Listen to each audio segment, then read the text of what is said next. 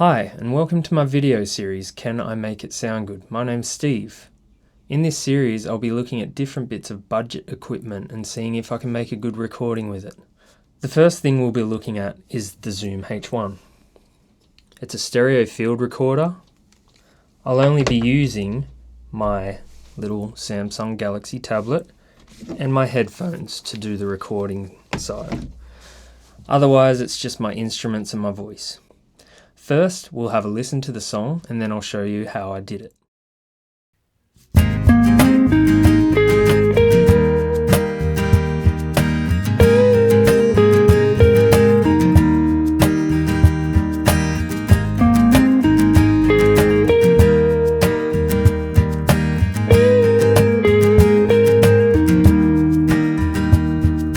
How can I just keep standing still? Things playing on my mind. We are all unbreakable till time starts to mess with our lives.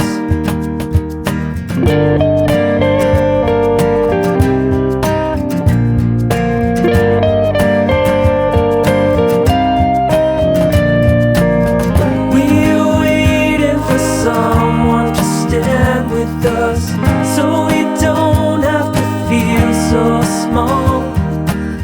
Take a walk in the sand with me, leave it all on the shore.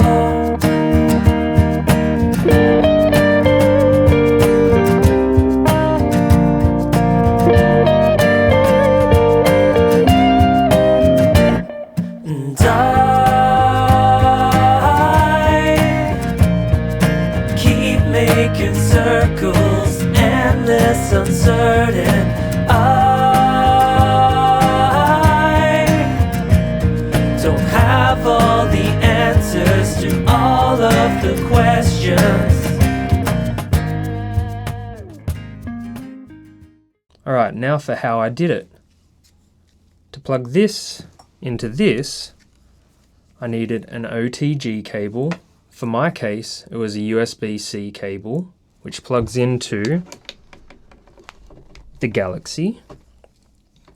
Then I plug my USB cable into the other end, and then plug the mini USB cable into this.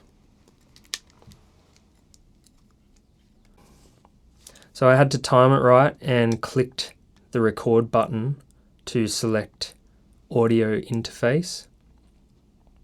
Then I select 44 kilohertz 16-bit, and we're ready to record on this end.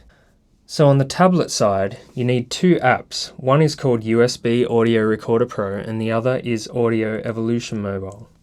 USB Audio Recorder Pro is the driver, and it's also an app for recording, but it's a driver to get the tablet to talk with the Zoom H1. Now the app that we're using as our DAW, or Digital Audio Workstation, is Audio Evolution Mobile by the same company. And it will ask you if you want to use the Android drivers or the Extreme drivers. I choose Extreme because they're the most reliable at the moment. Allow Audio Evolution Mobile to access the H1. I select OK.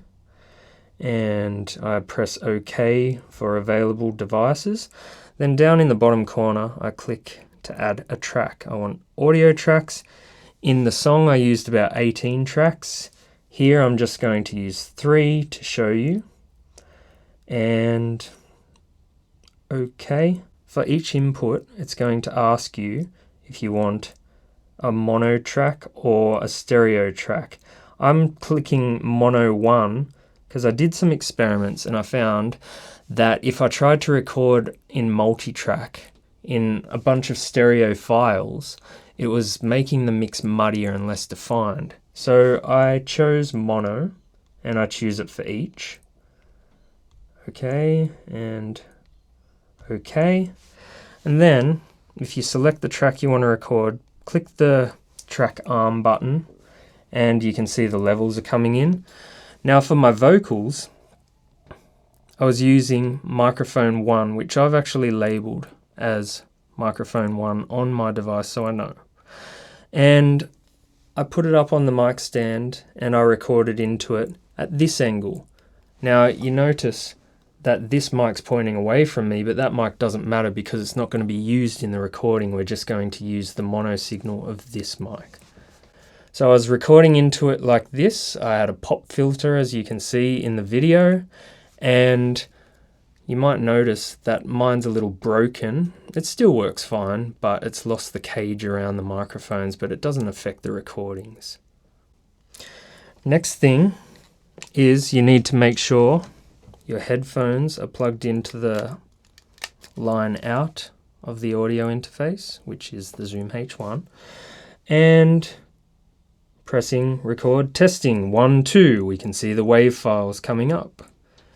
And next thing that I needed to do was make sure I had a click track. By clicking on this section here, it will come up.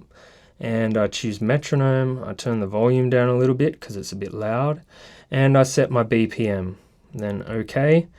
And if I'm recording, now you can hear the click track coming through the headphones. So maybe you thought it sounded good, maybe you didn't. This is not a review, this is just to show you what can be done with this piece of equipment. If you like it and you have one, go ahead, use it. What have you got to lose? If you don't have one and you like the sound of it, sure, it's a great buy. Go for it. And you can use it for other applications too. Anyway, hit like, subscribe, and comment if you have any questions. See you in the next video.